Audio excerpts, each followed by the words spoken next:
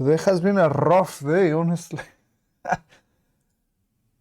3 drop games, 2 completed, 1 Supercell out support, 1 extra game added.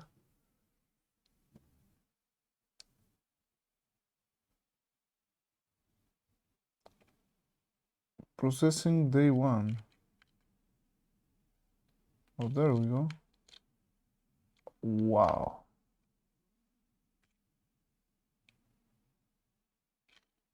I adore my Commodore 64.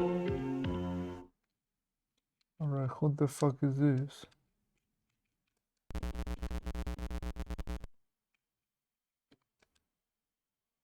Don't forget your 9:20 appointment with the secretary, cabinet secretary.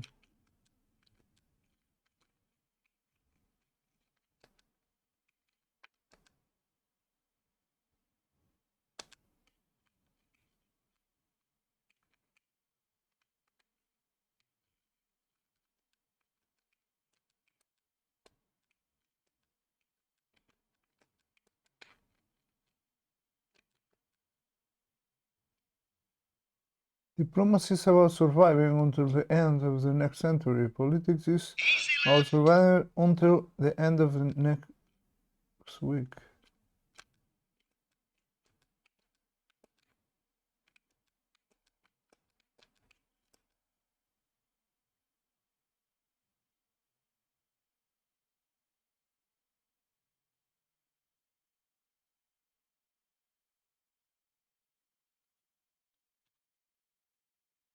Prime Minister, I believe your cabinet secretary is eager awaiting you. My cabinet, the Home Secretary?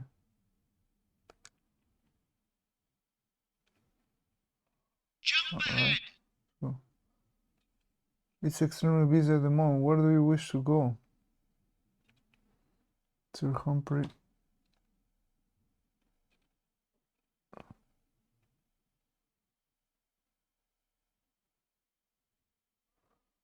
Prime Minister, what have you been doing? We had a meeting arranged for 9:30 to discuss your idea of a Ministry for Women Affairs. Thanks. Blow me. It was my idea, wasn't it? Sir H. I will, of course. Please, radical feminists, annoy your traditional male followers.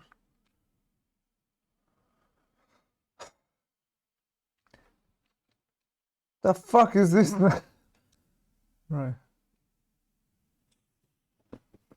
Are they ever pleased, Prime Minister? Depriving them of one of their favorite complaints would probably make them even more annoyed. Another thing, what sort of woman do you want to appeal to?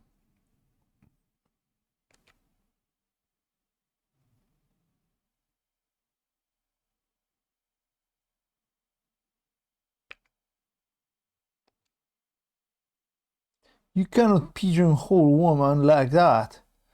For the sake of convenience, let us accept your stereotypes. I was supposed to appear too. Now, that certainly will annoy your traditional male following.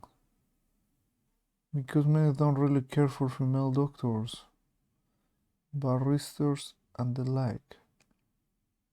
Because men see no good reason why career women should have the necessary advantage. Precisely.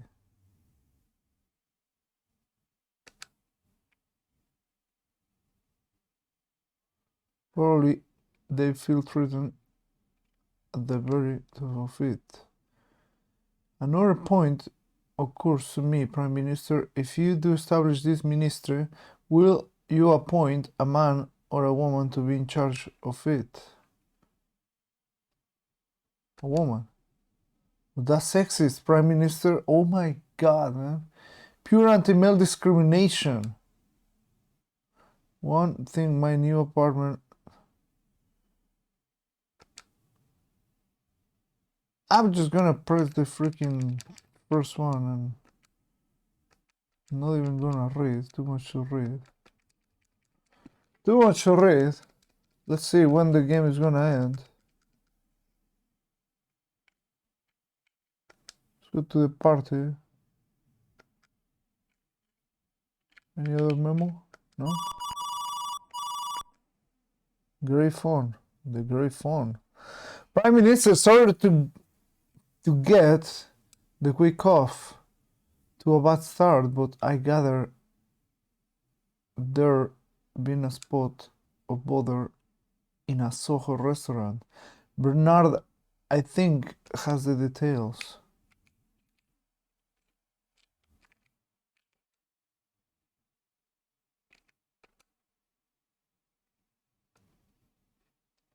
Oh, sorry, Prime Minister, I wasn't expecting you. Anyway, it seems that the Defense Secretary was dining last night in Soho and left his red box under the table. Cannot find it anywhere this morning. Should we get the police to do the job? Alert the media. Sensitive nature of the documents. Keep cool and hope they turn up. Very well. I see what I can do. Need to talk to the police, man.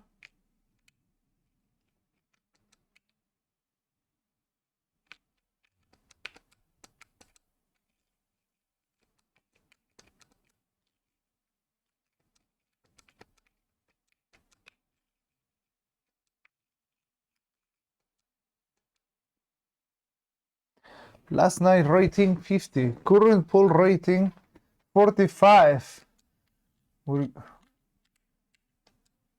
Suggestions. Try all eventualities on the road to success. Alright, let's see Grandma or the window. All eventualities.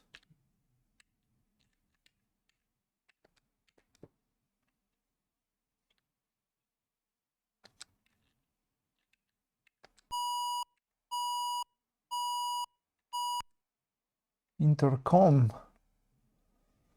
Bernard! Oh, all a bit embarrassing. This Prime Minister, but there's been things.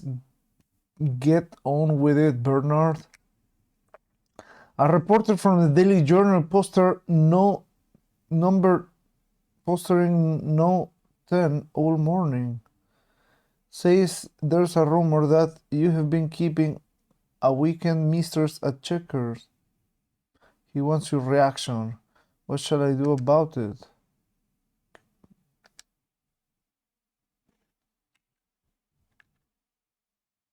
Deny it.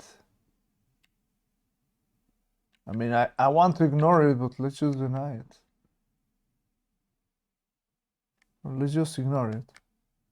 Very well, Prime Minister, I will put him off. Alright. Hey, we did one good thing. It went to 46. Man, this one is an interesting game in a way. At least it goes fast, right? Prime Minister, the party chairman is on the line. The party chairman. Sorry to trouble you, Jim, but we did have a meeting arranged for 4:20. Could you come around soon? How am I supposed to know that freaking shit?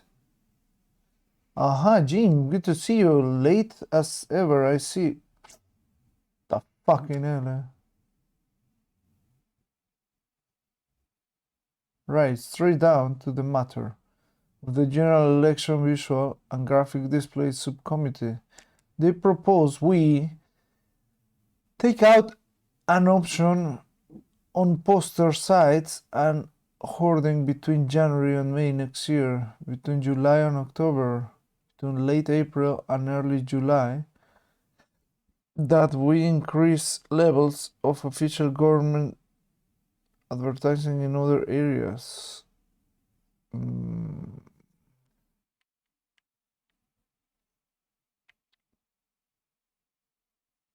So what are they freaking voting? Let's go for other areas. I quite agree, Jim. a much neglected area of party advantage. It means that official advertisements, for instance, about health and social services will be seen to the government's credit. During the campaign, official government advertising is suspended. During the campaign, official government advertising is suspended, and the poster space can thus be snapped up by the party. Well, that's true, though it's not the most important consideration. We have the additional advantage that the sites are paid for by government funds, not party funds. The opposition is kept in dark about possible election times.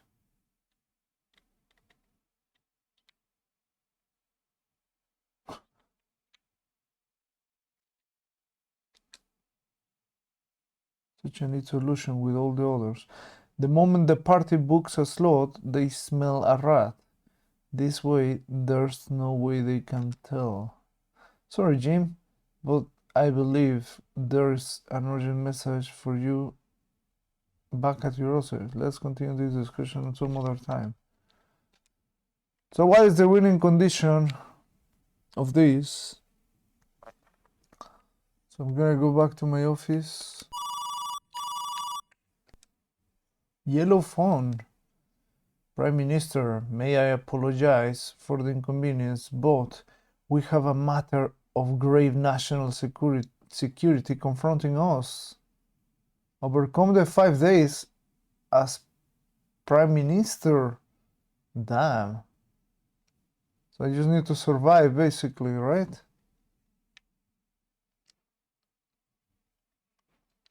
Oh, so PRATs is going to nice sex dreams. Damn. Wish I had those. Hey, a hacker. Well, it had better be. That's all I can say. The hell? Yes, it is a hacker. Prime Minister? Come, Humphrey. I'm hardly a matter of national security. What on earth are you talking about?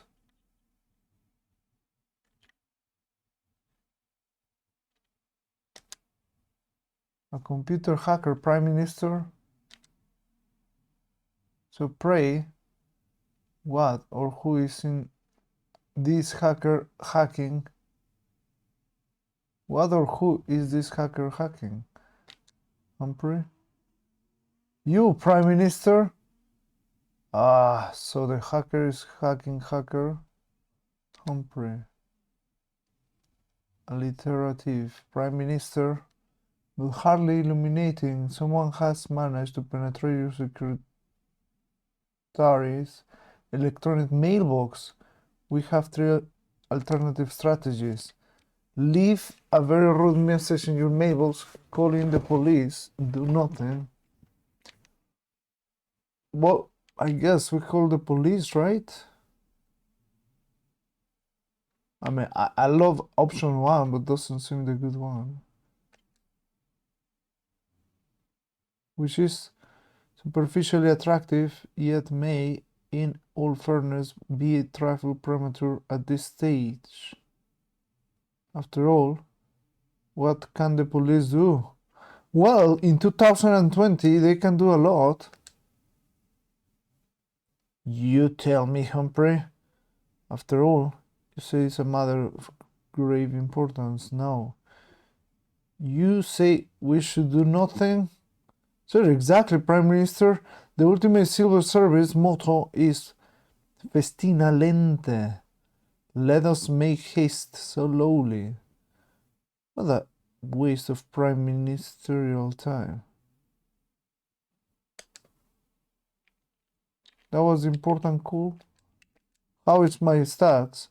44. When do I go to sleep? The day is over. Alright, let me...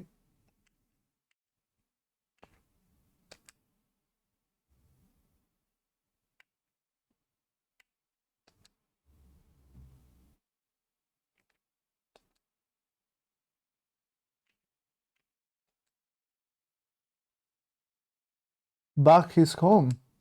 Alright, so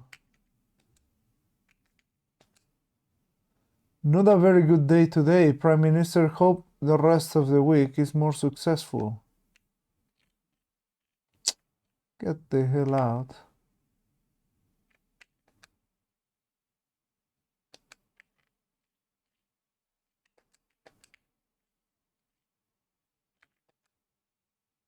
Oh, there's in my drawers.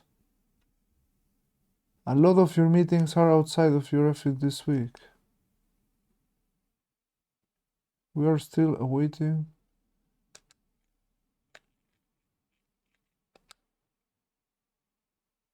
Continue game, safe position.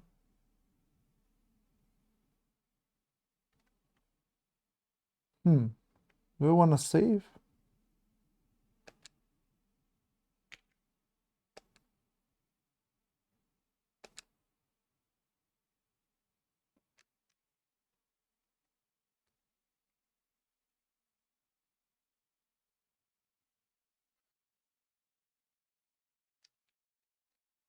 Alright, well.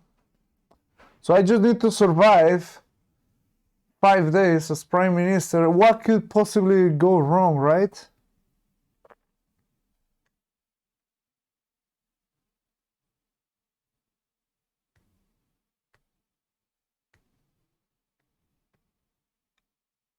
So are you enjoying this game?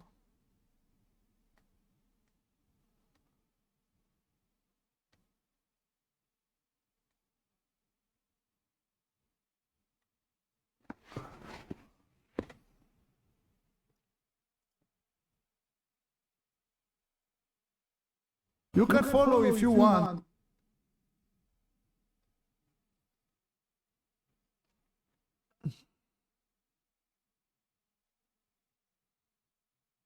Jump ahead.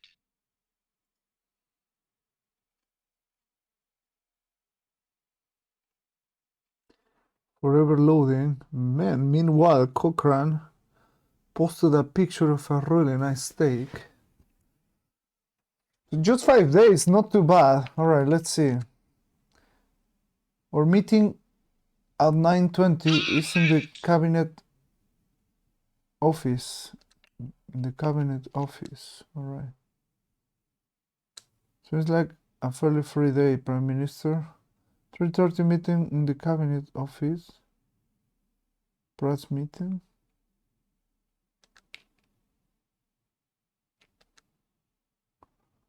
From the Dairy James. Prime Minister, can any day be counted typical in the life of a Prime Minister? Today might start badly and continue worse. I remember when I was at the LSE, I did a course on logical positivism. I wonder if Bernard has now cornered the market in logical negativism. Silly of me, I'm forgetting about Sir Humphrey. Alright, let's call Sir Humphrey. Or did my rating drop from day to day? Alright, starting 44. Let's check on Sir Humphrey. He's busy with some papers.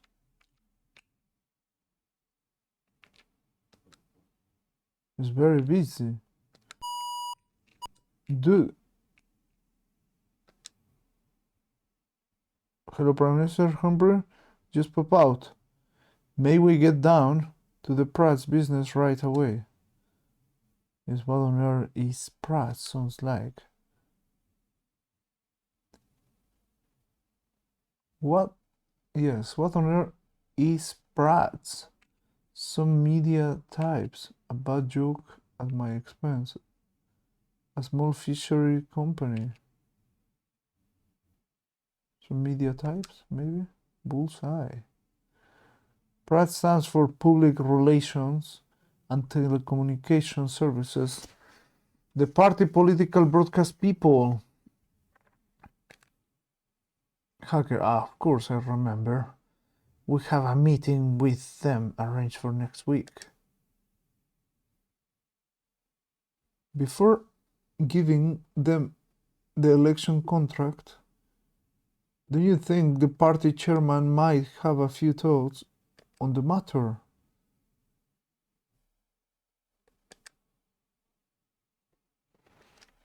I'm a party leader and prime minister, the party chairman. I do have some experience in these things. I can decide. Besides, they make me look good on television.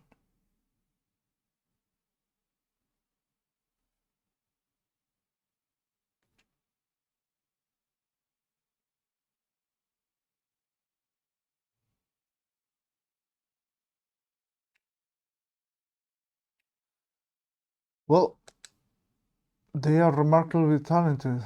I agree. Anyway, I've probably offered them the contract already. Damn. Oh, Sir Humphrey, you arrive at an opportune moment.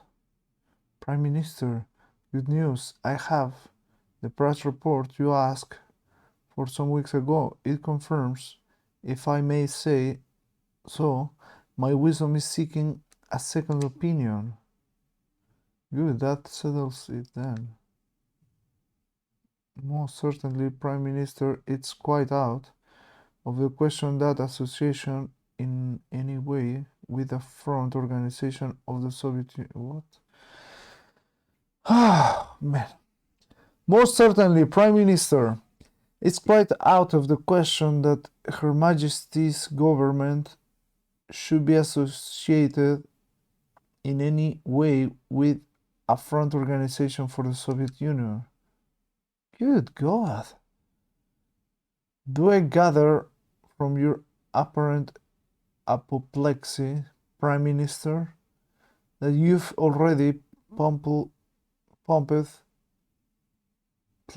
for PRATs? Well, yes, sort of. What the hell, that hacker? Oh,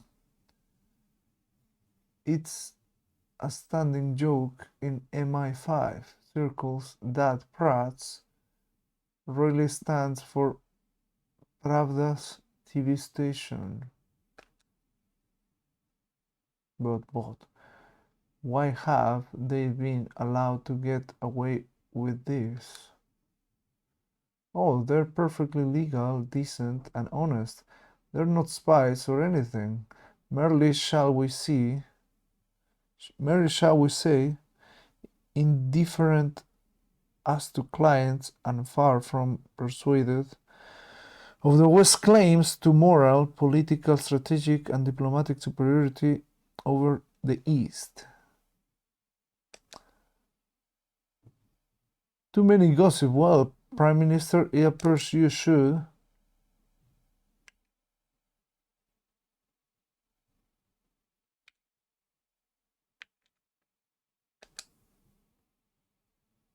Break the contract.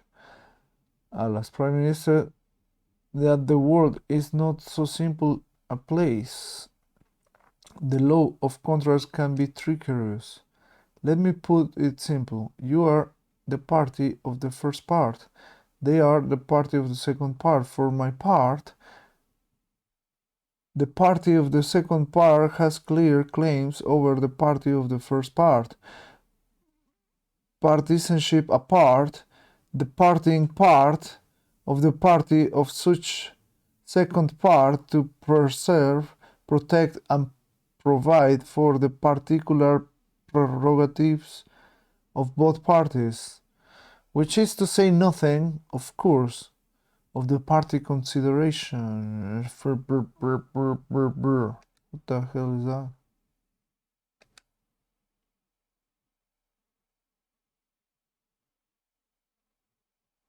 It's none of your business, as you are not partisan.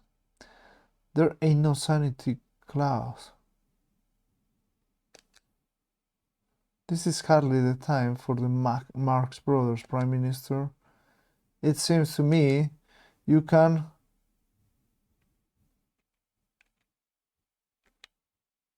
cancel the meeting on grounds of pressure of business, or go ahead with it. Let's go ahead with it. Yes, Prime Minister, such a course is less perverse than it appears. Oh God, that's a relief, I think. There are, I suppose, several grounds for going ahead with the meeting. My God, man, and this is supposed to be a not busy day. PRATs is perfectly legal, and of course, they're remarkably talented at making me look good on television. We now know something about them, and they don't know we know. We therefore have an advantage over them. Sure. Exactly, Prime Minister, the advantage is slight because the embarrassment remains considerable. But to employ a military expression, attacks may prove to be the best form of defense. But what do we do, Humphrey? They got us over a barrel. We're up the creek without a paddle on a diet of soap of water and humble pie. Metaphorically exuberant is not the answer to the problem, Prime Minister. The thing is not to panic. We have to don't panic, boys.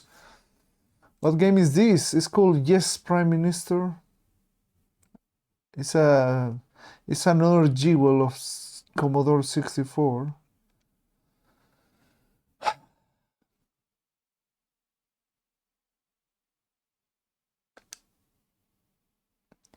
We have our assistant Bernard. How would you feel, Prime Minister, if Sir Humphrey were to be present at the meeting?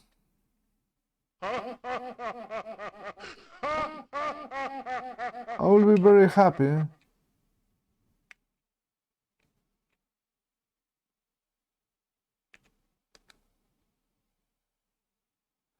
Extracts from the Hammers. I knew the memoirs of Sir Bernard, page 284.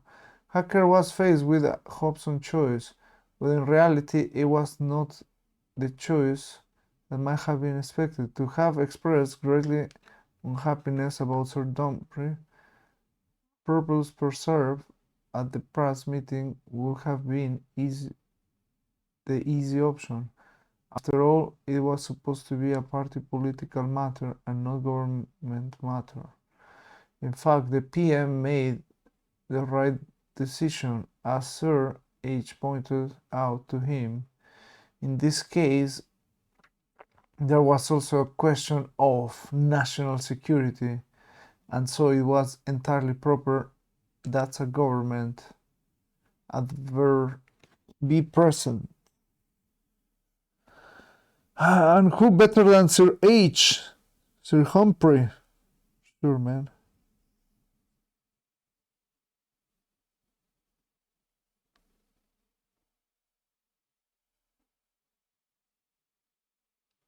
Sir Humphrey. So, Prime Minister, we are at last agreed, but how shall we handle PRATs? Tell them that I am breaking the agreement. Persuade them to withdraw. Sure. That clarifies the issue. How do we make them break off the contract while at the same time not appearing to pressure them? I suppose one would be to show that working with me is more trouble than it's worth. Ask them to abandon all their other political work. Yeah, but this is gonna make me look bad as a Prime Minister. Ask them to abandon all their other political work.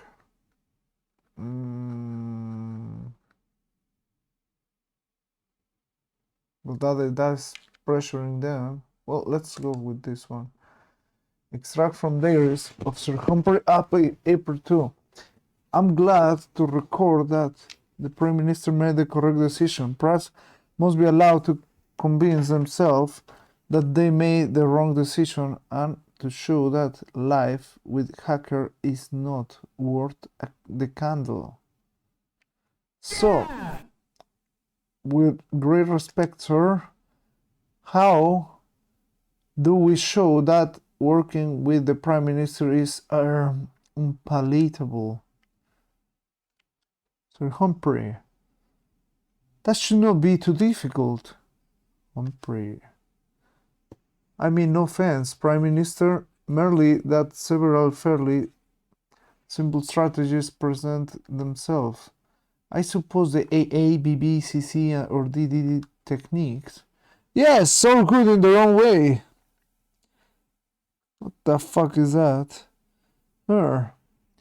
Civil Service shorthand. Prime Minister. Arrogantly awful. Brainless bad. Commendably cunning. Desperately dull. Damn. Yamar, forgetting about his sore ankle. Well, I'm not sitting in the... I'm not putting weight on it. I'm just putting it here, and I'm not forgetting. That's why I'm sitting this way.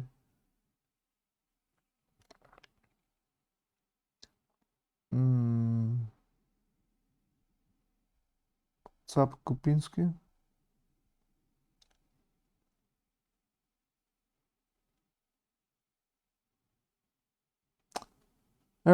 Civil servant shorthand.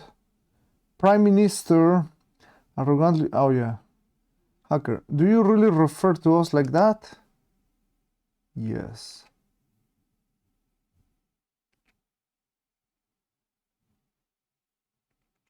No.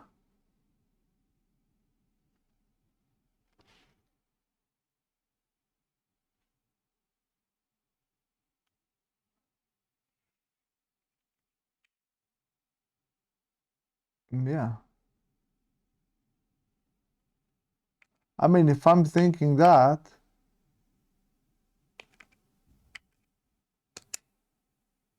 Certainly not, Prime Minister.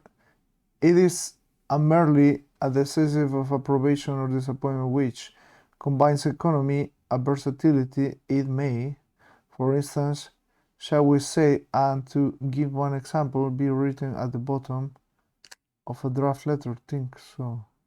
So they do use it for all of us. Wait, what?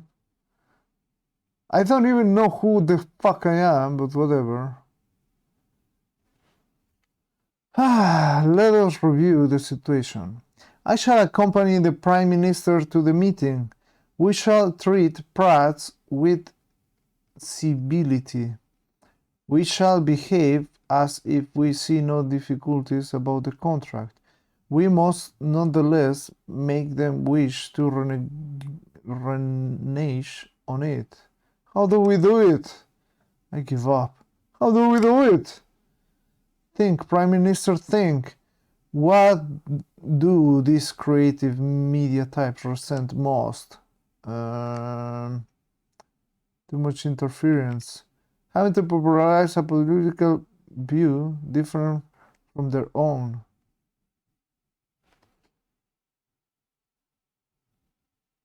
What they hate the most? Too much interference. Probably this one. Oh, on the contrary, Prime Minister, they regard that as a challenge. This, come on, man, don't take away points from me.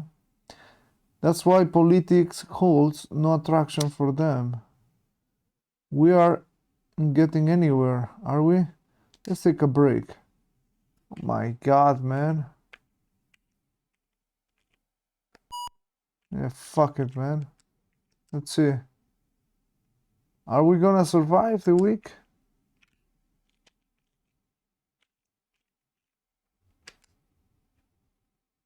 $3:30 meeting in the cabinet office. 3:30.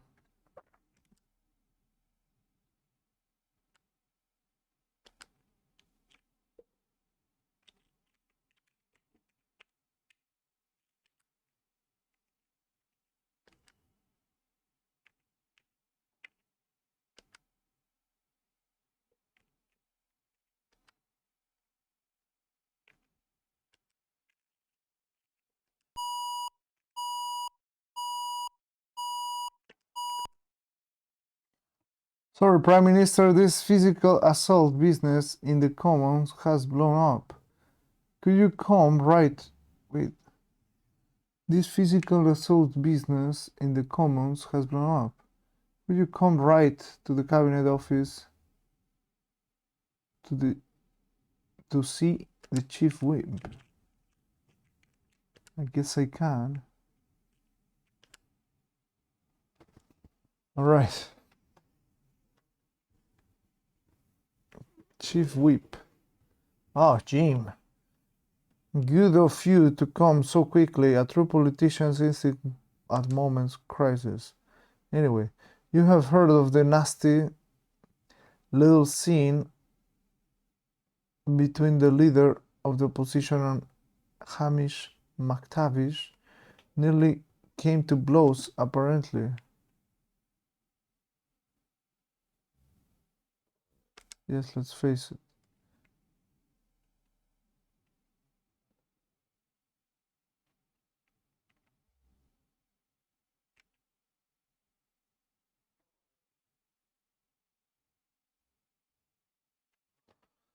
My God, man, I'm not a politician, man. McTavish has all the vulnerability of his clan. Between the leader of the opposition and Hamish McTavish, nearly come to blows, apparently. No wonder we're losing around in Scotland. McTavish had enough hot air to keep the Scots Dragoon Guards playing Amazing Grace for a month. So, what's to be done about it all? As little as possible, it will all blow over. Don't ask me. This is Chief Whip's responsibility. I'm a Prime Minister, but yeah, that's not my freaking fault.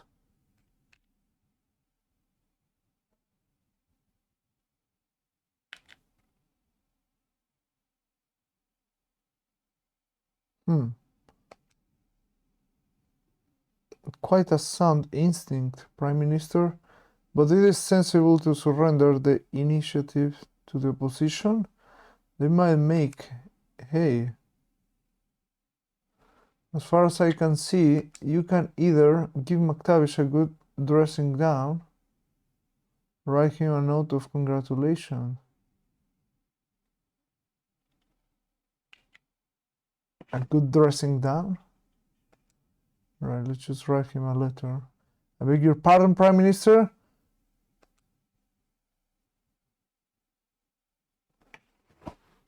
Why should you want to do that?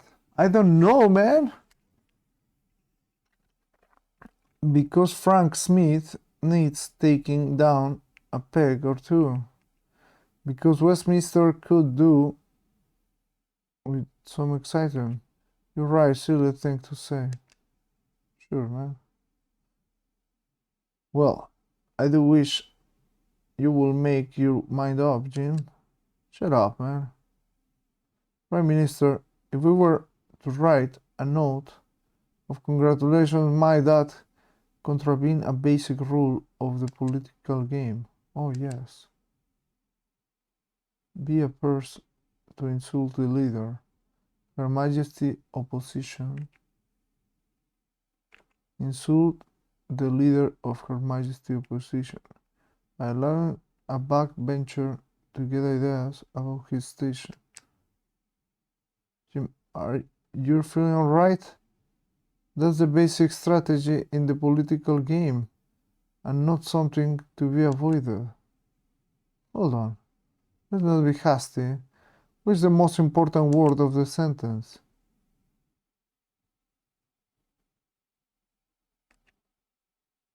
Appearing.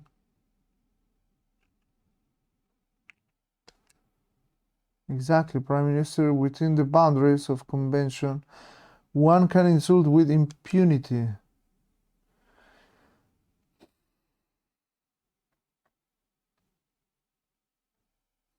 What keywords beneath his kilt, damn. Okay.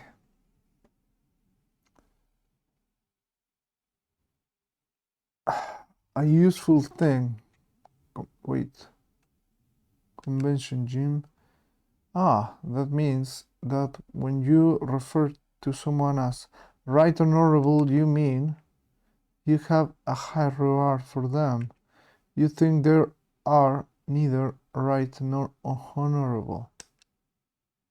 That's right, but I wouldn't look too good to our paymasters, the punters outside Westminster, if they knew the convention.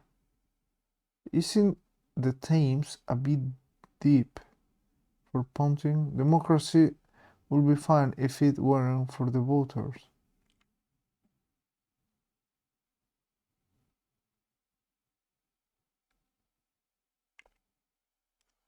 But I don't understand when I think something. Not that sort of punter. Another example, when we talk about conventional wisdom, well, that's clear. We mean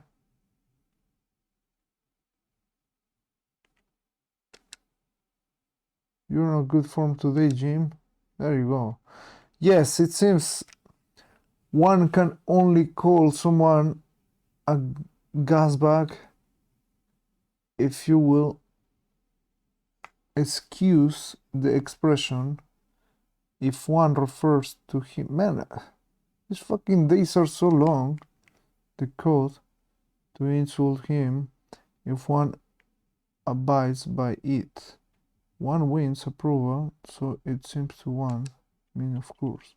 Very well, but we still haven't resolved whether not will swell McTavish's head make him do it again.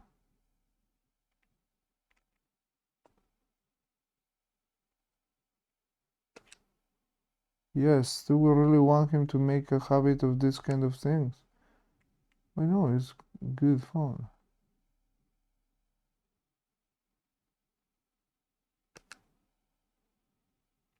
This is British politics. No, it's a knockout. Let me put in as delicately as possible, Jim. McTavish is a buffoon, and anyone who encourages him is just as bad.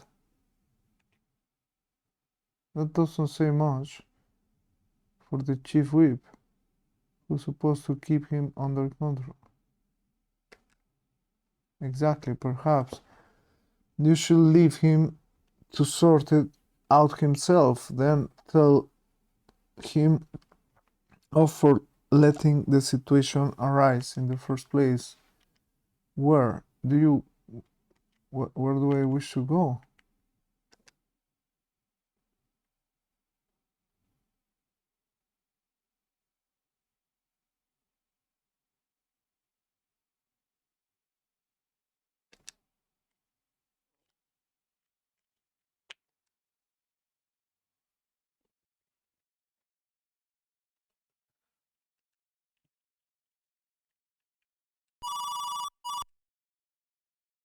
A quick word, Prime Minister.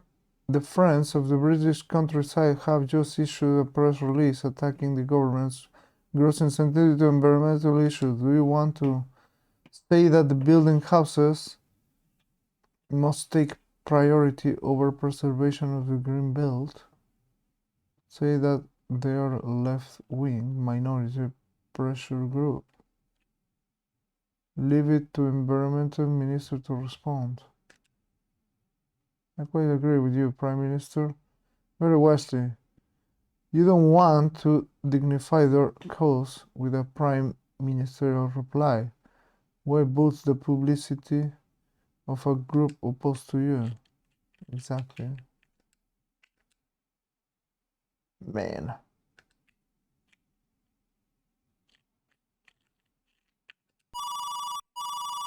Yes, I'm going. We'll wait you in the cabinet, officer. Sure.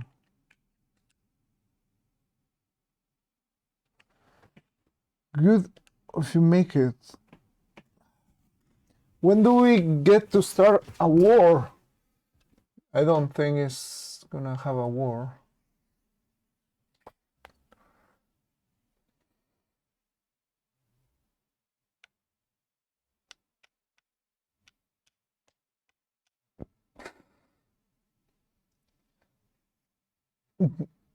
Hello, Jim. Good to see you. It's always good to see you. Bob wants something, that's for sure. Yes, let's proceed. What's on the agenda? Prime Minister, we may be facing a power deficit very shortly. Damn.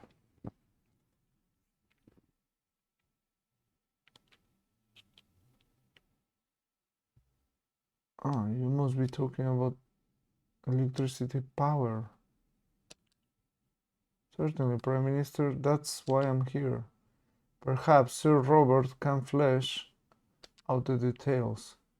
Yes, we have been calculating in the future power requirements of the nation using the latest analytical techniques, assuming quadrant growth of power demanded by heavy industry and a continuous of linear growth in domestic demands.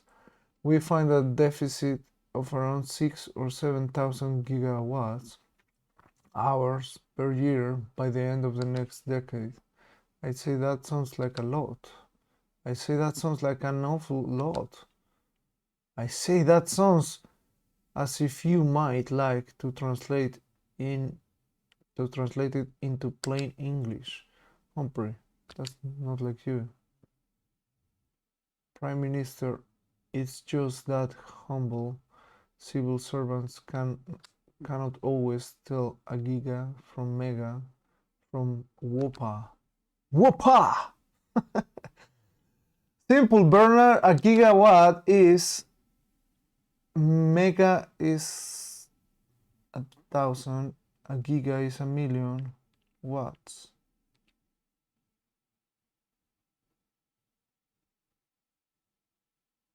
It's just the same.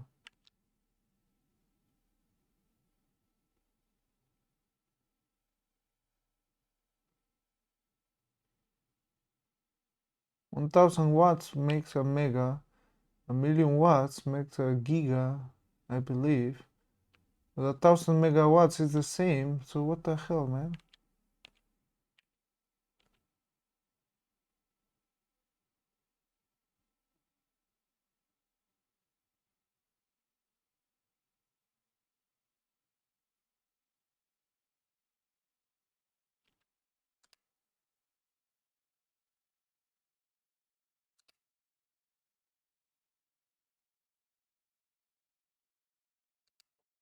It was 1,000 megawatts. So it's not the same as monetary consideration aside. The language of the intelligent layman does the gigawatt the fleet mean, Sir Robert?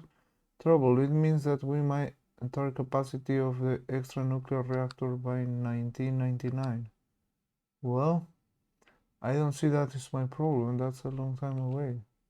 That's rather worrying. Precisely. So, what are our options, Bob? Well, I don't see that we have any. Come on, Bob. There are always options. You're not playing the game. Why I saw a very promising solar power yogurt factory just last week. There are other ways of producing energy, surely. Prime Minister Humphrey and I have looked on the options, and even if Sir Robert won't say so, it seems that we have three choices. We can question the assumption governing future power demand, or go ahead with nuclear power option. Foster research into alternative energy sources. Well, let's go alternative, but we need a solution now. Well, that's we're getting that.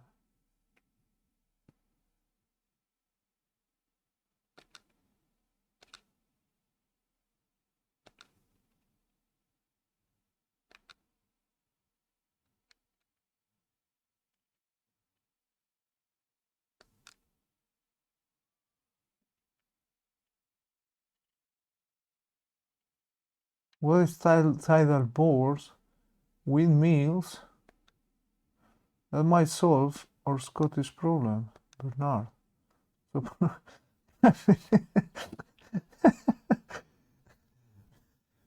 Prime Minister, should we found more alternatives research or not? No. But Prime Minister, simply, I thought you were against this alternative stuff. Not at all, Prime Minister. I just think it needs to go through all the cognitive stages, that's all. Okay, Humphrey, you win. Damn. How much popularity are we losing? Well, we're still kind of there. Alright. Is that the end of the day? The fuck do you want? The gray phone, boys. Alright, after this, that will be day 2. By the way, Prime Minister, that red box business which Bernard told you about yesterday, you will recall you insisted that the police be contacted. Well, they seem to have done their job rather too well. Apparently, the defense secretary was dining with a young lady from East Germany. Somewhat awkward, should we request the investigation be suspended? Wait. Proceed cautiously with the investigation. Certainly, Prime Minister. Alright. Does that give me 40? Yeah! Yeah! We're doing good, boys. The fuck do you want? Prime Minister, I've just had a most interesting conversation with the editor of the Daily Journal. Sounds like trouble. He tells me that he's just sacked a most unpleasant young reporter who specialized in making up scandalous stories and then printing the denial in blaring headlines. What a nasty piece of work. Sounds like a trainee politician. So I must congratulate you for the way you handled him yesterday over this mistress business. You're really a good Prime Minister, Jim. Wait. Why it didn't went up? Alright, let's go home. There we go. Let's save the position because we're doing enter version letter.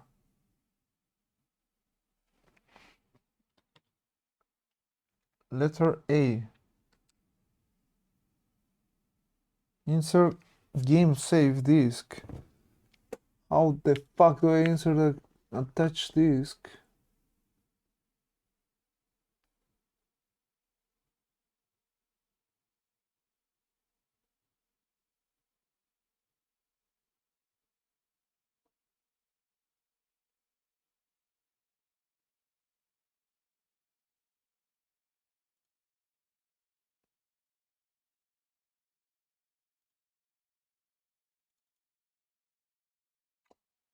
So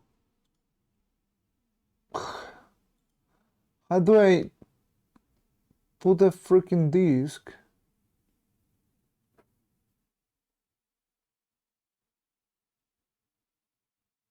I don't know how to save.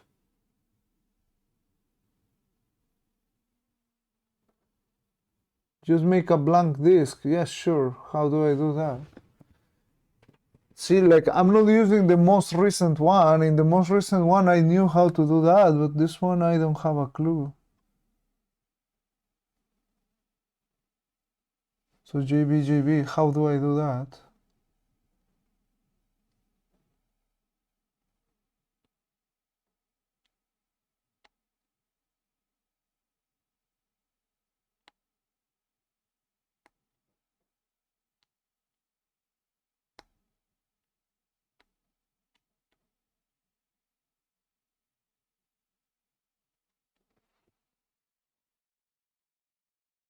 Is that how TMR answers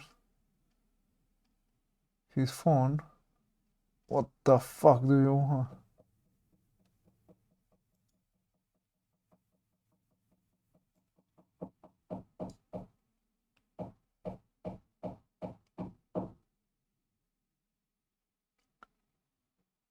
So how do I download snapshot?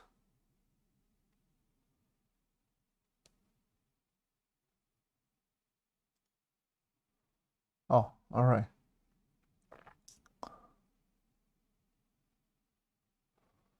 So, I mean, it's really weird, like,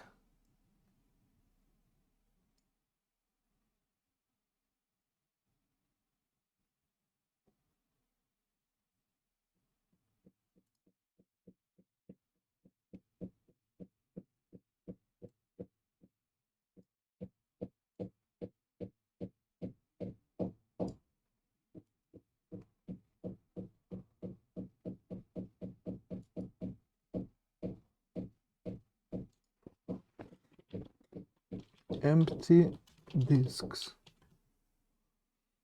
Let me create a folder called empty disks, and then put that, and then paste a copy.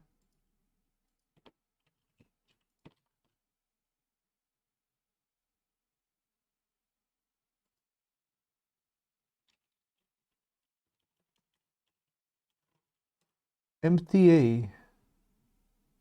It's gonna be the name. All right. Attach disk. The MTA. All right. Press fire. So I'm just saving just in case of something. Oh, there we go. Continue game.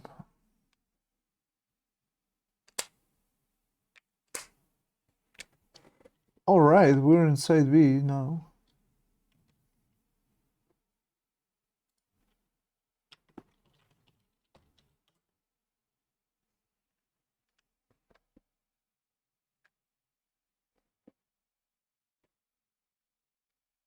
Press fire. File not found? What?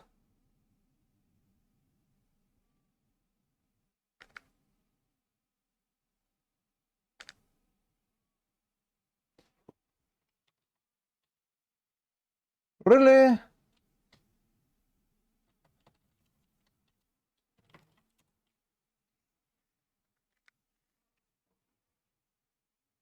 The fucking save just bullshit me up. I put the side A. You insert original disk. I did, but I was asking me for the side B.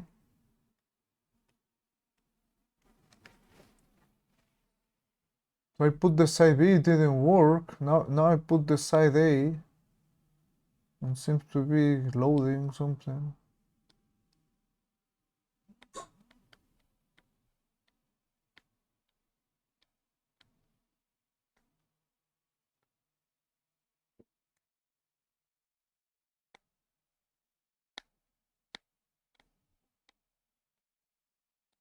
I put the side B, but it was not doing anything.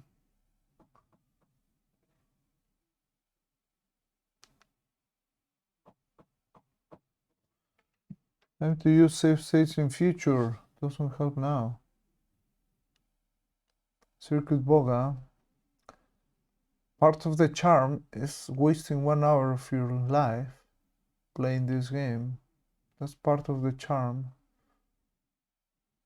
of the Commodore 64. So I'm not using save states. As much as I would love to.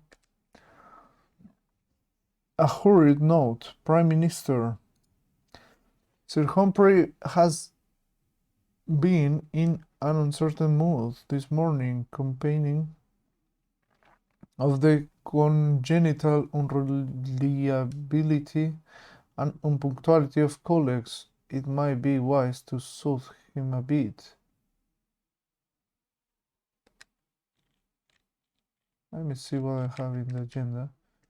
Alright, we start with 40, not too bad. So what we have, 9:30, meeting with FO all morning. Oh my god. Teachers pay meeting in cabinet of secretary.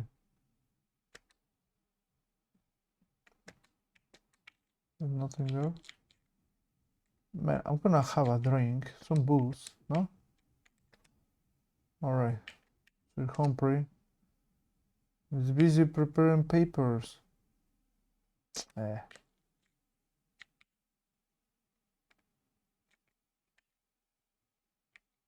9:30, where do I have to be? At the FO. Where's the FO? Foreign Office. Alright. We just wait for 9:30 then. Are they gonna call me?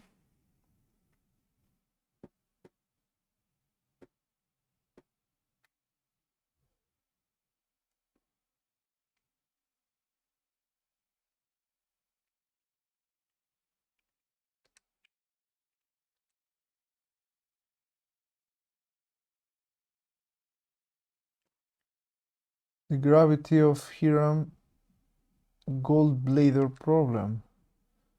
Let's maintain a little perspective, Sir Humphrey. The problem is serious, but hardly grave. That rather depends on you, Prime Minister. Impertinent. To put it in a nutshell, the Americans are making threatening noises about dangerous anti-Americanism creeping into British society and politics. And they say they will withdraw tourist concessions if British politicians continue into bad mood.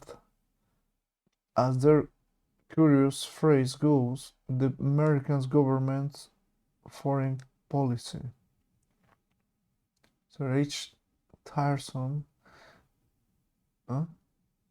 Mr. Goldblader says he wants to interface with you in London when he arrives next week. But I'm a man, not a machine. Why can't he just say, have a meeting?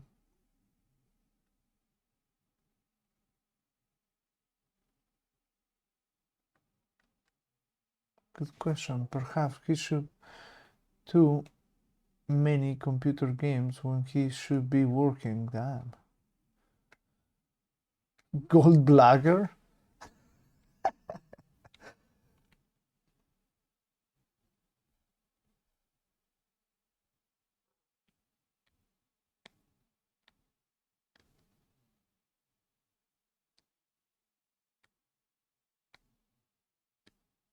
Yeah, I actually like the game image, the empty one. I save it. Well, I save it. I have it intact, and I'm using alternative disk saves. All right. We have learned some contingency option for you. My God, this game is amazing. Amazing wall of text. Wait. We outlined some contingency options for you, too, to be precise. How Hegelian and synthetic is the civil service mind? Tell him that American foreign policy deserves censure. Tell him that most of his trends are hollow.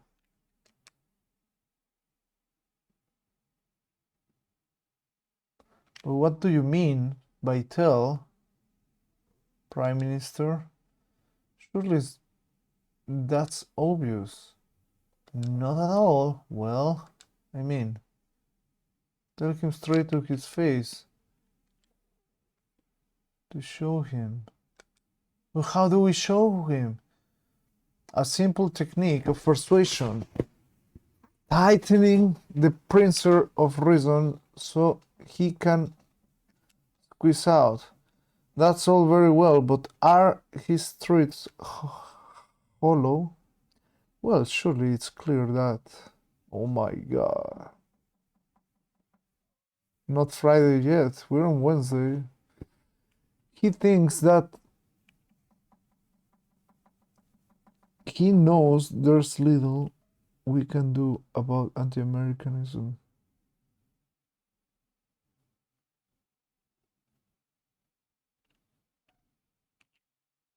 We know there's little we can do about.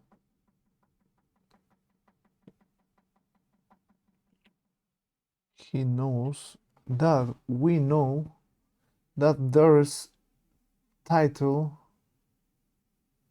we can do about anti-Americanism. So what does title means? We know that he knows there's little he can do about the Americanism. Wait, what the fuck, man?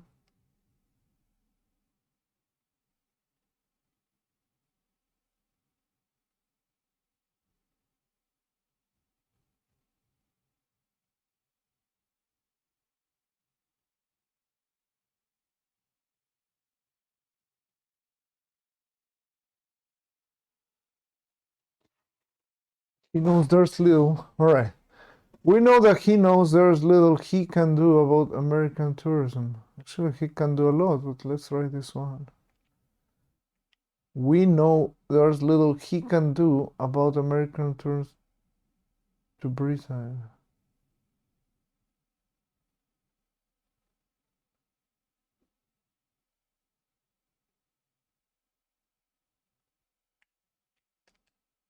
Right, so the most complicated, I'm not sure, Prime Minister. But surely it's clear that Goldbladder is no position to determine whether Americans spend their holidays here. Yes, it is clear. Of course, it's clear. Our colonial cousins won't deny themselves cream teas and tours around Windsor just at Goldbladder's bidding. So what's the problem then? Very obvious, my dear Bernard.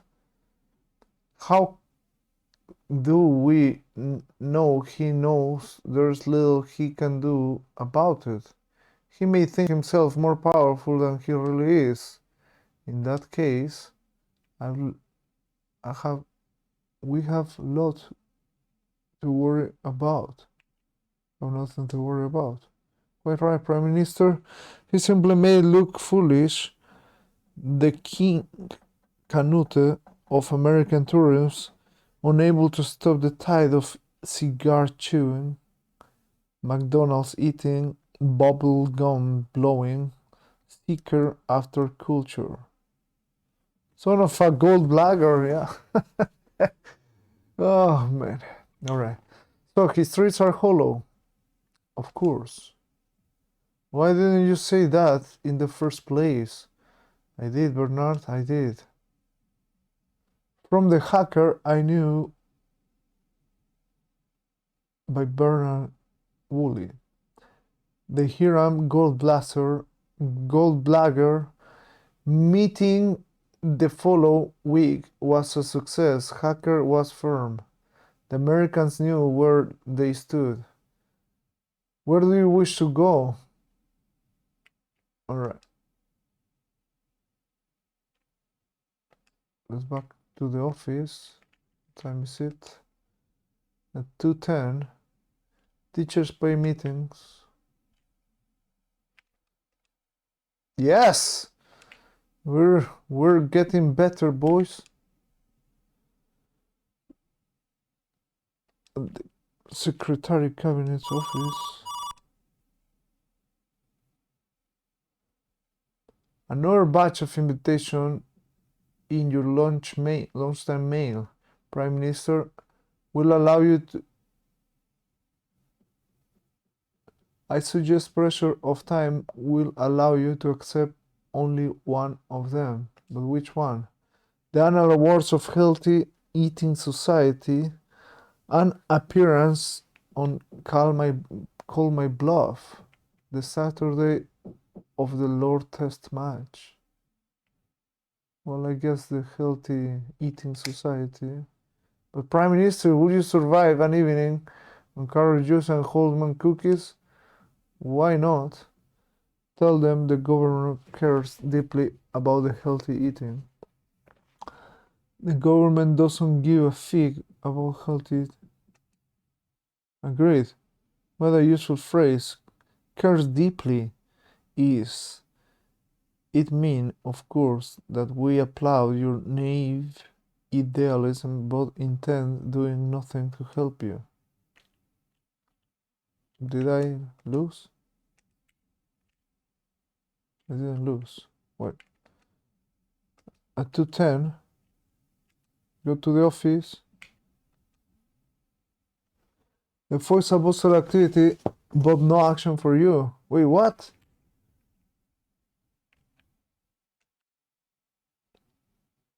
I had almost given up on you.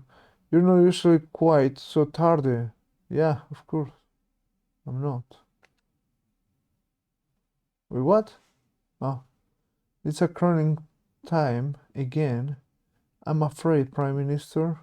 You know, Prime Minister, a word which means the opposite of. One compromising the initials of other words.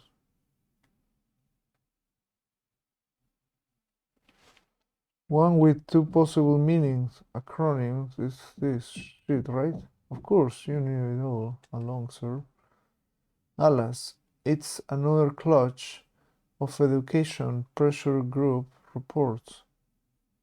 One from Chalk, one from Dust, and one from Kane. What the hell is this?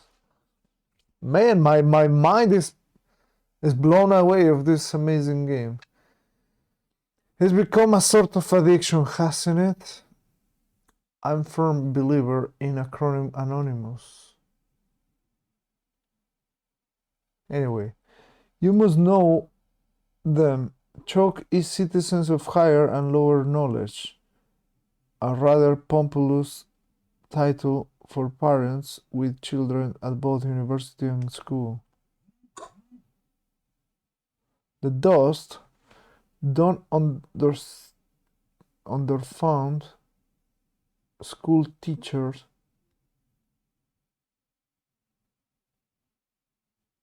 Wait, so Chalk, what is? Citizens for higher and lower knowledge.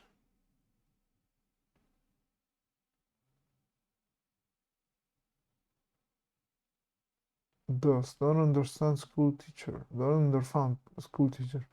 A straightforward pay pressure group. And Kane cut all new education. A right-wing crowd, fond of corporal punishment and not so fond of peace studies and gender consciousness raising. Things. What gender consciousness raising means?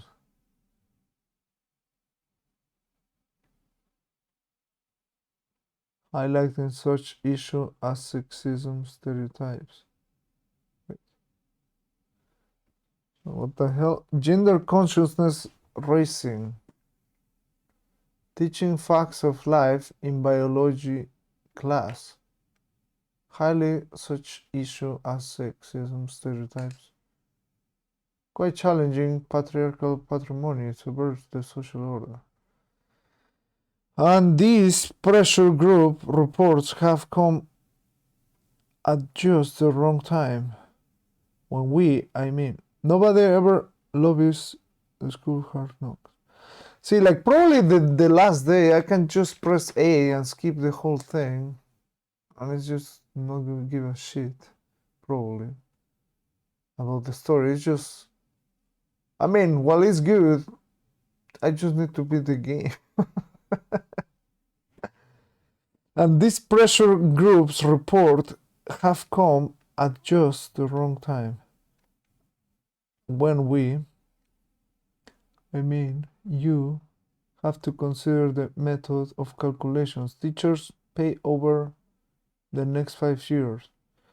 The Square report suggests two possibilities: that pay be linked to performance to encourage higher teaching standards, that pay be linked to inflation to ensure long-term fairness.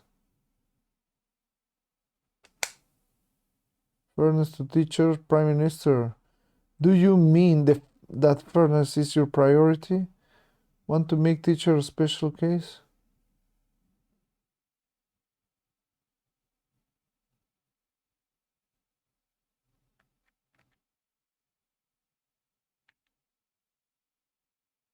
The fairness is my priority as a Prime Minister.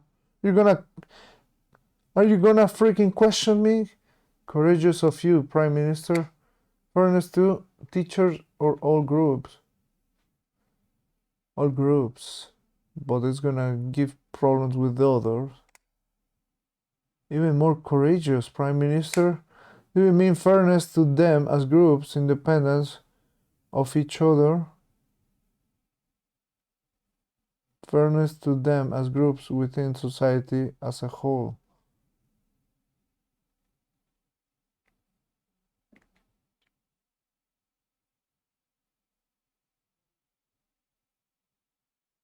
Well, I guess like unite the world.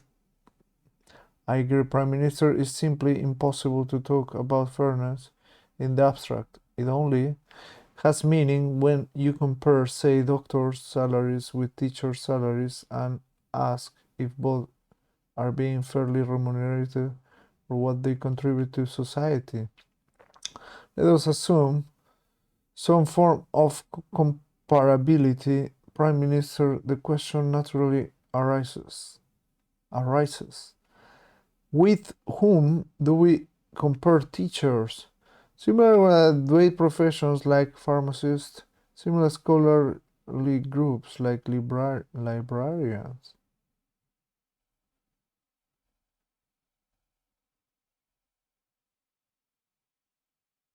With pharmacists? Yes, that basic conversion has been used in the past. Governments thought unwary of it because it is too generous to teachers,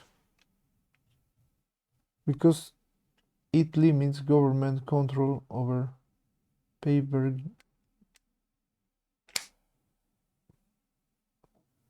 It's the form of basis one generous dreaming over about ever since, and governors having nightmares.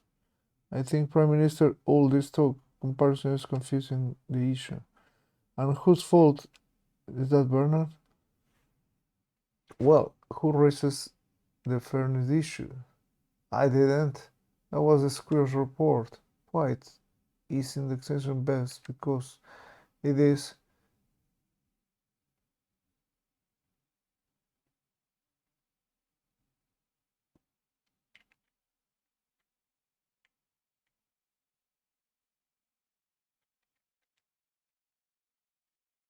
an excellent solution. They would find it hard to argue against indexation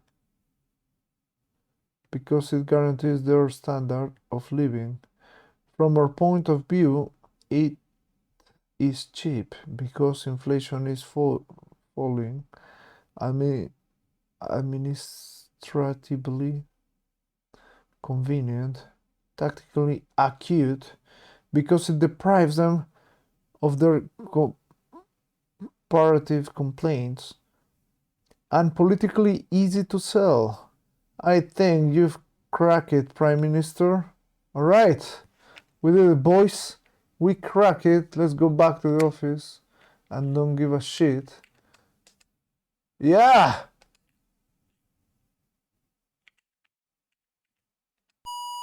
Who the fuck is talking to me? Intercom.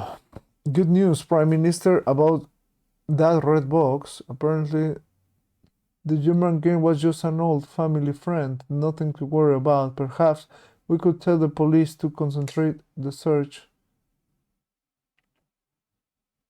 in the defense secretary's home and office. Very well, sir. All right. More? Now what? Prime Minister, I've just had a chairman of the BBC on the phone. He's rather upset that one of your backbenchers has tabled a motion to ban an avant-garde TV drama. Avant-garde? That sounds like my cup of tea. Ominious.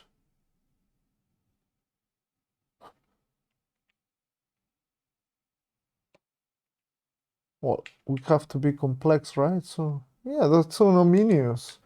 Hardly. It merely means 90% of the viewing public won't understand it. So, Bernard, why does this play cause our backbenchers such indignation? Well, the singing parakeet has 2.5 seconds of smoothie language. Oh dear. We can't have that on TV. So what?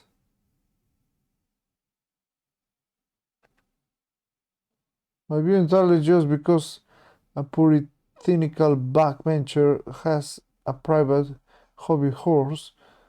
There is no reason for us to start backing it. I think I fucked it up. Hey, I didn't fuck it up. There we go. I'm going back home.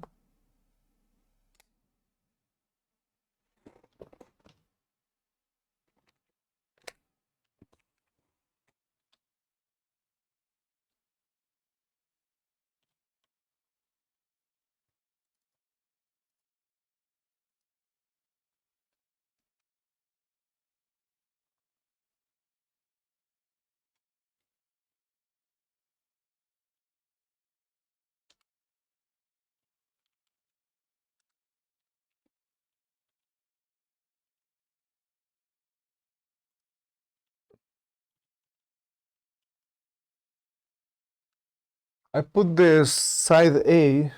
Let's see. Just bomb England and call it a GG. Well, we're in Thursday right now. If I just need to survive the week,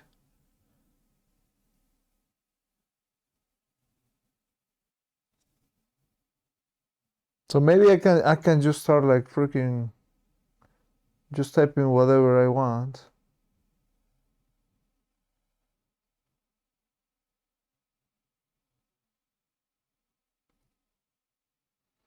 What a beautiful 2-hour game, man. What a beautiful 2-hour game. I adore my Commodore 64. Don't come. Getting hungry. I adore my Commodore 64. YOLO into the weekend. Hello, the unit. Let's go, team. Who's that let's go from? Rupert. Should do a let's go one. And yes, we will be 1% into Ultima 6 by now. Yeah, probably. It was a good drop, that one in particular. Alright, let's see what the hell. A British subject has been arrested in Moscow, accused of being a spy. He is, in fact, a member of the MI6. Wait, the MI5 and MI6? What the hell? Urgent action is required to get us out of this mess. You will be glad to know that there are no scheduled meetings today. Only freaking bullshit and bullshit, right? Alright. So.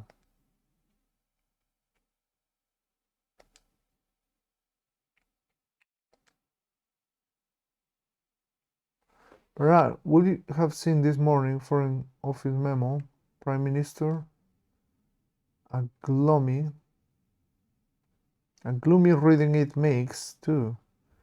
Why our spies in Russia keep getting caught?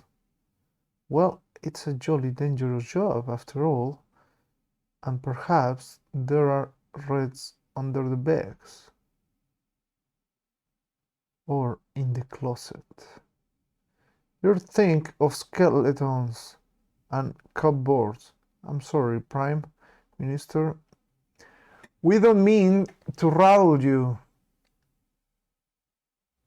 I propose two possible courses.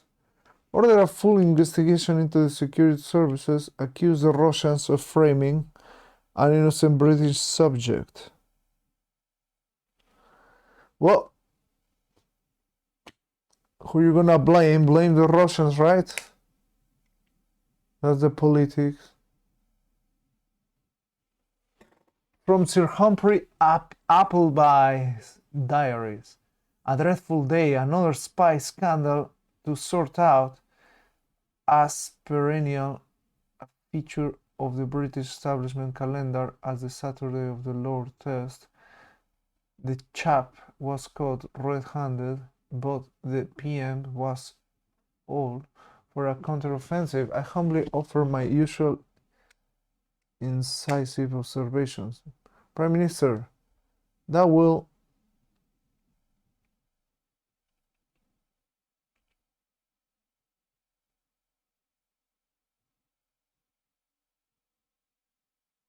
I will annoy the Soviets. I will get off the hook.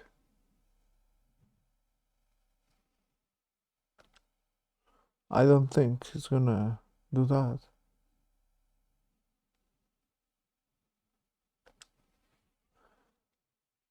That rather depends. For instance, it will be much better if we accuse them privately. Yeah. And why shall we want to do that, Prime Minister? It's not gonna, because it will confirm our guilt.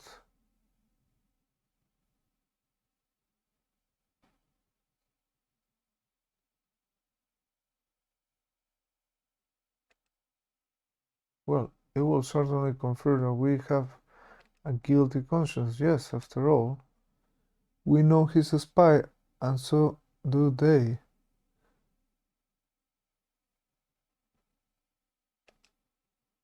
Quite. And so if we privately pretend otherwise, they will think we're not playing the game. Result even more Russian anger than the incident warrants. The red really seeing red. So Prime Minister, I think our ideas need a little bit of work. Although accusation may do the trick, let Bernard and myself work out the details. All right. Good. I'll just go back to my office and don't give a shit. Wow, it's already 1.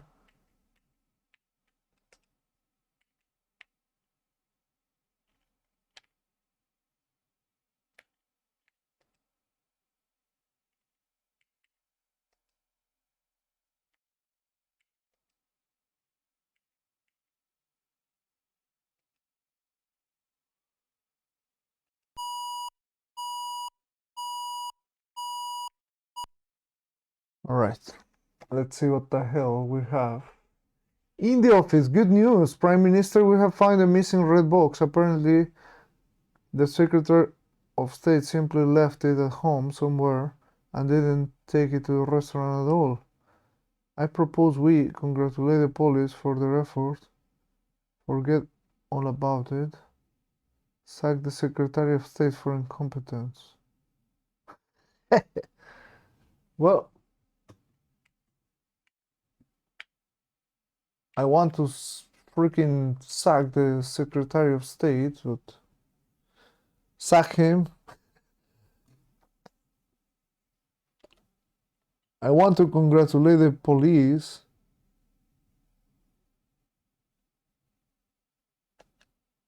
Okay.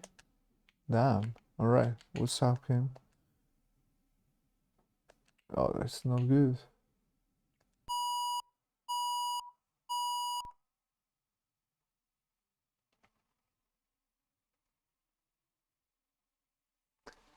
Were you at Twickenham last Saturday, Prime Minister? No, Bernard. Should I have been? Well, a rogue international is a national event, by definition, Bernard. It can also be a national disaster. Yes, didn't England get beaten? No, England were annihilated. That is hardly my concern, it is. What score was 47-0? Prime Minister? Oh. And the position was Canada. Oh dear. Let's change the rule. Let's sack the selectors. Let's sack them all, man. Sack them all.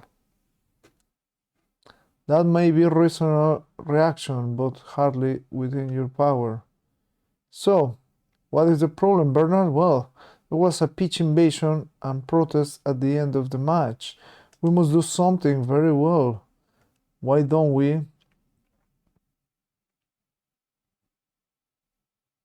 let the situation die down of its own accord? Call the secretary of the RFB for an immediate explanation. I guess. Touch. What exactly do we want to say him? Do we say to him?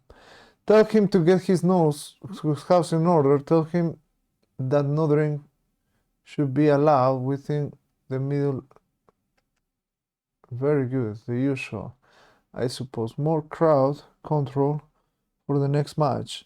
If there is trouble, then we will fence in the ground.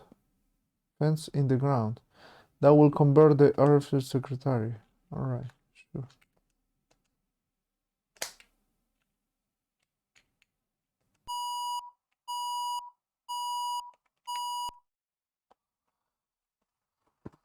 Sir Humphrey has asked me to see if you would like a pop round for a quick sherry. You might care to look at the suggestion box before you come. What is the suggestion box?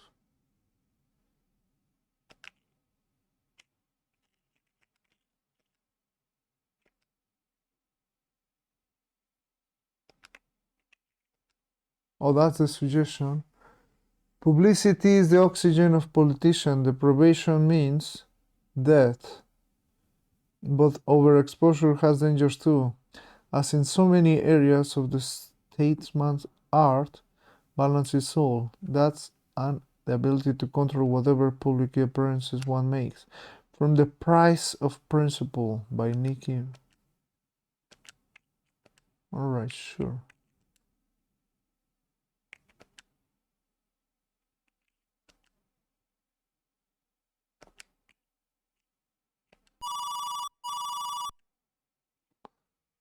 That guy on the intercom looks like Putin. Yeah, like young Putin, right? Where's the option to strike the crowd? Bernard. 3 speaking invitations in this afternoon bag. Prime Minister, all interested but all, alas, for the same evening. Do you wish to go to the British Parents Against Football Hooligans? By British Appeal, Anglo-Polish Friendship League.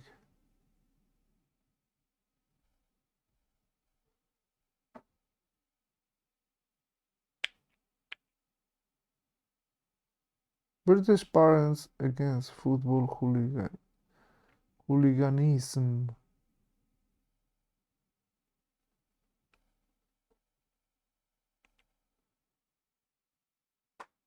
By British Appeal.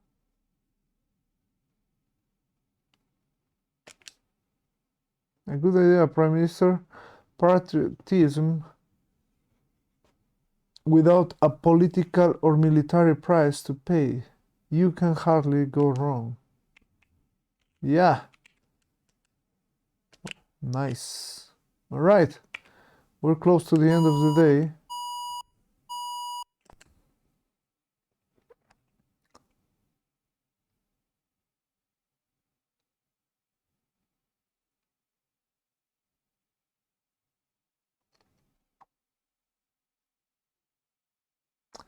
Prime Minister, I had wind of a bizarre proposal from Westminster Council. In response to financial pressure, they are contemplating a deal with a Japanese company. They want to replace the clock on Big Ben with a liquid crystal display. What the fuck? But that's outrageous. What about news at 10? That's the price of progress. Exactly, I can hear it now. This is the 10 o'clock news, blip. Minister hacker re-elected, blip. Awful. Bernard Bully made a live peer, blip. Chicken Bernard chickens. Sorry, Prime Minister, but you see my point? Yes, Bernard. Well, we can either rate cap them if they go ahead, or leak the story to ITN. Quite right. Never underestimate the power of television. 10 seconds on news at 10 and the nation will be in uproar. Best let affairs take their own course. I will get into ITN straight away. Alright, did I make it right? Not quite. Alright! We're almost there, boys. We are almost there.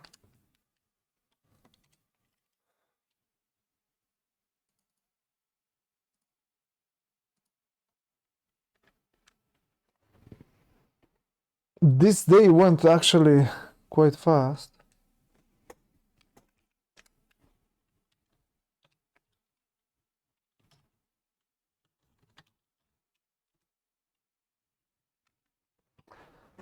Alright. Oh, so probably the side B was to save the game. Bernard said television instead of telly. You say telly? Russian spy? Why people say telly?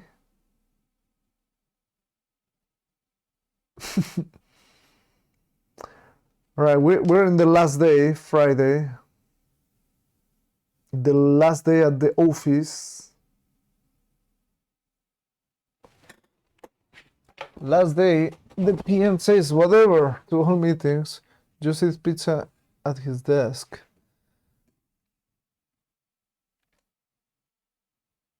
Well, honestly, like at the beginning, I was making a lot of mistakes. Kind of didn't know exactly what it was.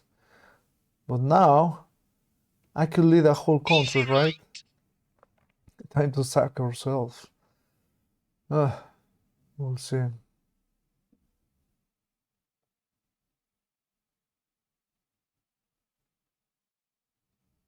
Can you even lose this game? I don't know, Dragur. I hope you don't.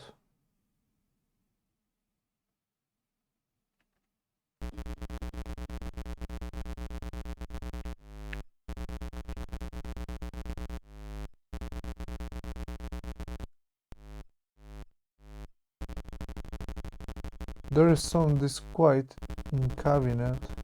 Circles over confidential information on EEEC standardization measures reaching the press. So put the facts in that shit. Well, you've made it to the end of the week, Prime Minister. Still, there's some to go. 9:30 league meeting with Cabinet Secretary, summing up of the week. Well, they say a week is a long time in politics. What do you think now? I think this is a freaking long-ass game. Every Prime Minister at some stage has to face the problem of cabinet leaks. Why they happen and what do they to do about them, to confront the culprit, to stop the story, to reproach the reporter. These are not easy choices, and subtlety is called for in making them. From Art of Course Politics by Alexander Owens. Alright, sure. Freaking Alexander. Who the fuck is talking? Yellow phone. Hello, Prime Minister. Testing, testing. 1, 2, 3. Can you read me? Loud and clear, Bernard. What are you playing at? British Telecom have been on the line with obsequious apologies. That's unusual. Why? It seems that this phone has been out of order for most of the week. So that's why it hasn't wrong. Should we take any action? Let's demand compensation. No, it's not worth it.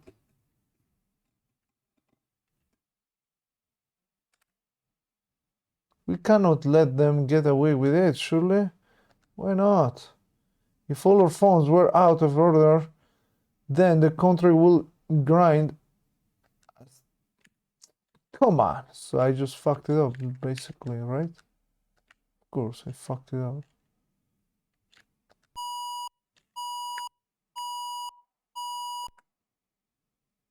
We have a meeting, sir.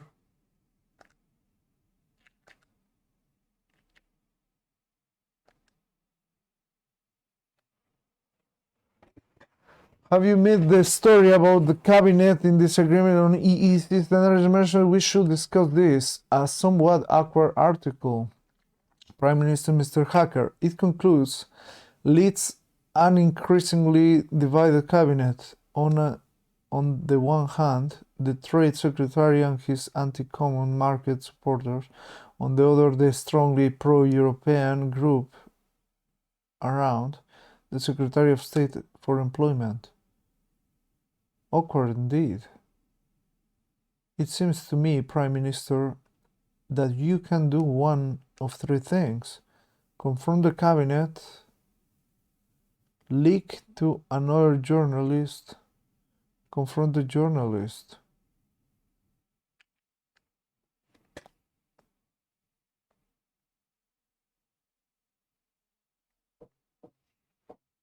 Let's leak to another journalist.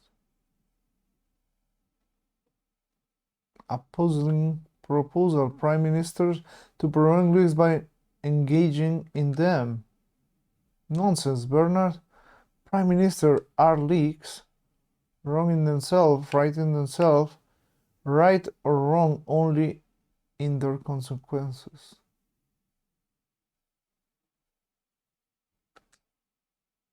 Yes, I'm afraid we must not be squeamish about these things. The fact of political life must be faced. That being so, what is the significance of the present leak?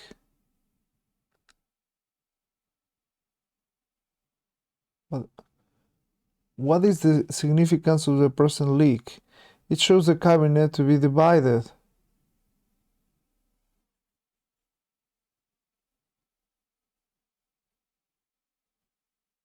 The power struggle between two ministers in particular.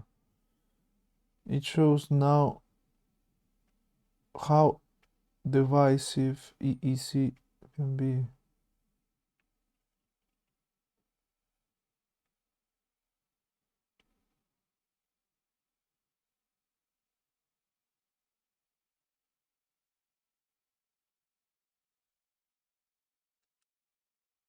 It certainly gives that appearance, of course.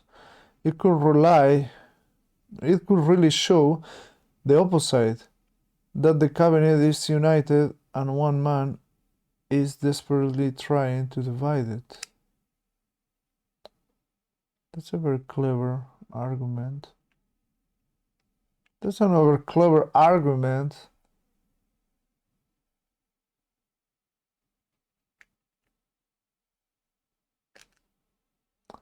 Clever, perhaps, but not wise.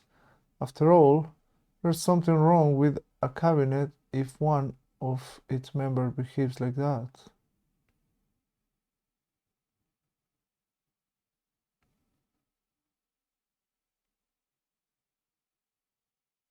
Damn.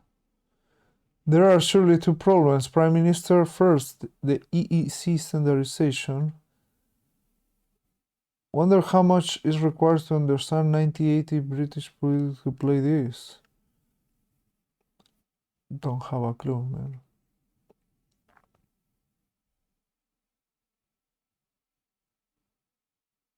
Thanks, Naibot. Well, actually, tetohmu triggered that. You're welcome. Yeah, my mom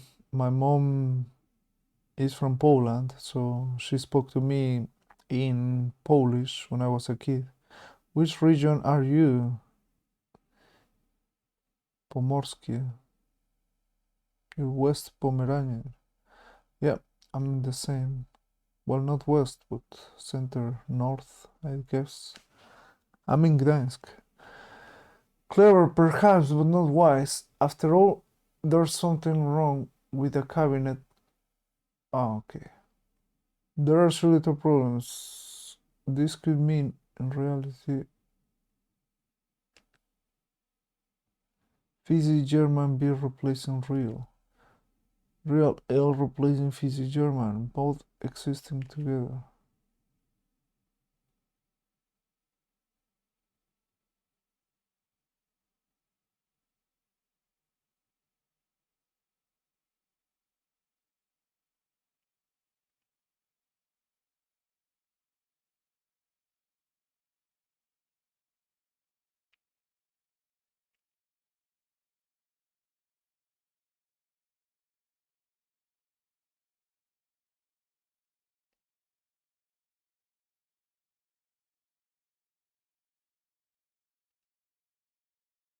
Stop daydreaming. Our troubled century has been Boer Wars. World Wars, Star Wars, but I'm sure we can avoid beer wars. Ha ha ha. See? Very good sense of humor in this game. It's really quite simple. Agree some formula along the lines of wall of text. It's really simple. Agree some formula along the lines of the community believes that people should eat and drink whatever they want. The community requires that standards of excellence should apply. The community recognizes that it draws strength both from its local particularism and from its shared sense of a general transnational pursuit of excellence in matters cultural and commercial. That's what a politician will say. What the fuck did he say?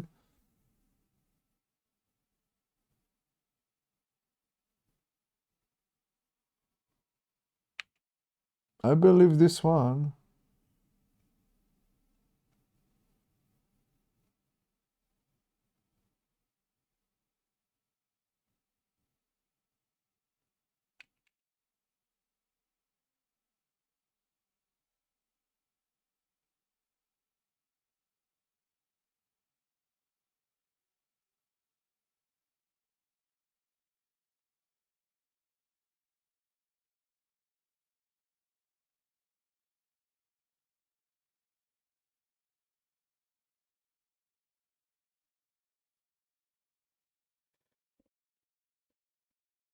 So turning beer into ale.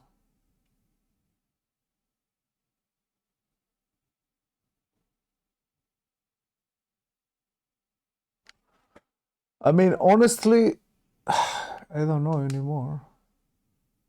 Entirely meaningless, I mean meaningful. So let us agree that the problem of standardization is not so difficult after all, which leads to the second problem. The counter leak against the original leaker.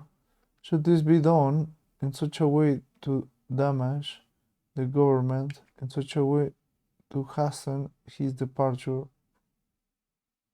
from it? Surely not Prime Minister after all.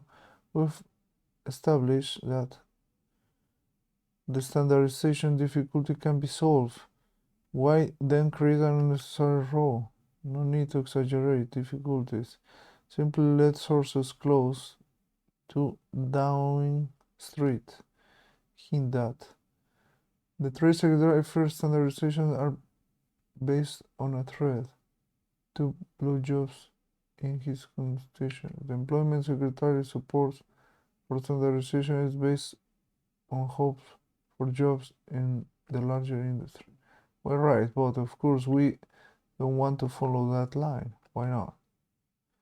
Because the government has no wish to encourage drinking.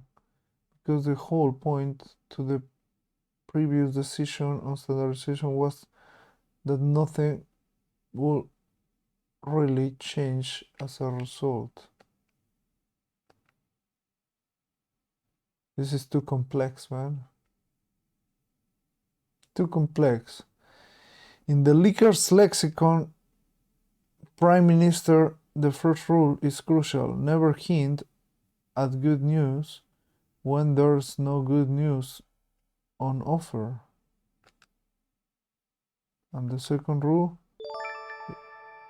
Flocky Quack is raiding the stream. That's the second rule. Thank you, Fluffy Quack. Thank you so much for the raid. Welcome, everybody.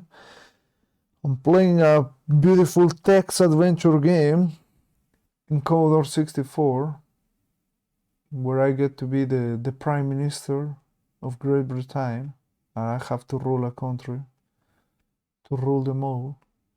And the second rule, it is useful to hint at bad news.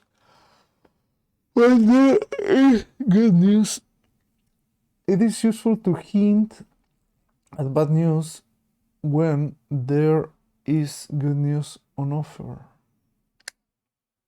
And the third, there's no third rule. Alright. Am I done with the freaking day? What time is it for? What the hell do you want? Prime Minister, it's time to see how we are fared this week. Really? Right now? Zooming of the week. Let's go. What we Bernard? Extract from the diaries of Sir Humphrey. At the end of another long and bruising political week, Hacker and I resemble, I often think, the Holmes and Moriarty villain of contemporary politics, which the villain and which the hero I refuse to say, not of course that the meeting of minds is on terms of equality. All in all, it has been a fairly poor week, so I put it to him that a dramatic gesture was needed to restore his authority, and he accordingly proposed that he might call a general election on the question, who governs Britain? A slightly rash decision, Prime Minister. The voters have an unnerving habit when asked who governs Britain of answering, not you, mate. Thank you, Bernard, for that incisive insight into the collective consciousness. Well, perhaps you should call it because of the need of a fresh mandate to tackle months, to manifest weakness of the opposition. Yeah, that should do it. Isn't that a slightly peculiar reason for saying you are calling an election, Prime Minister?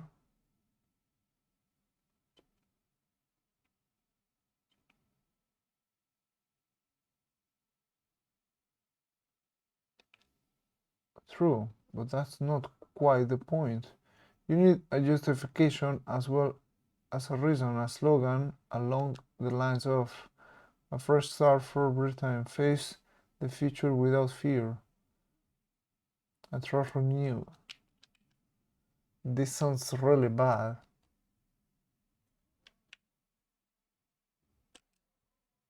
Not bad, alternatively and meaningless. The two essential requirements of any political appeal. Good. We seem to agree that the election is winnable. And the nice thing is that we will get next 3 weeks off.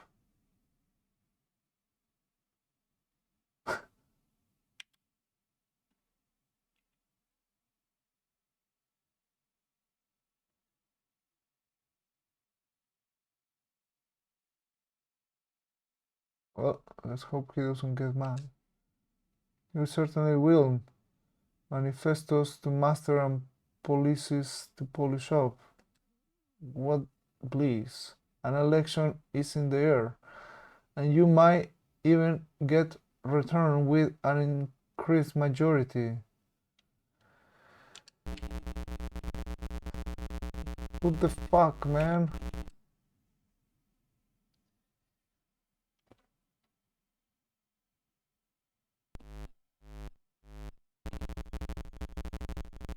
reports are coming in that the Secretary of State for Defense has been sacked.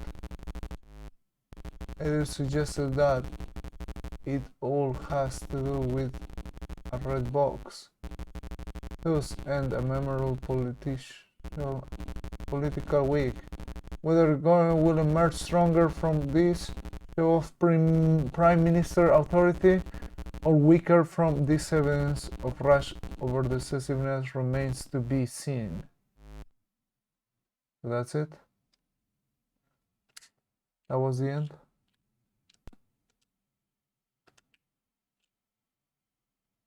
Let me go home, right? We did it.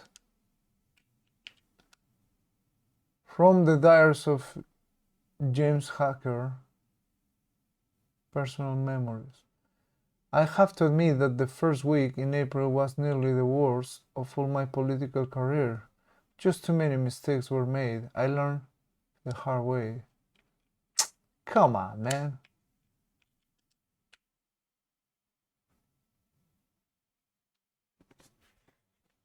So that's it. Bad ending is still an ending. I agree, man.